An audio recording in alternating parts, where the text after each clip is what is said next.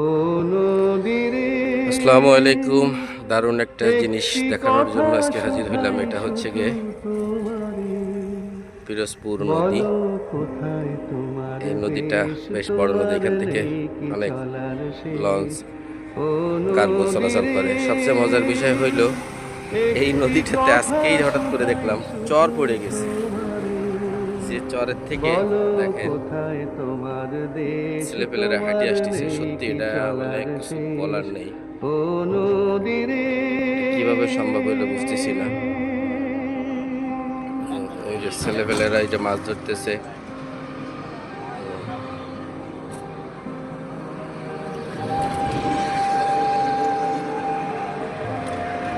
বিশাল বড় নদী, তার এই অবস্থা।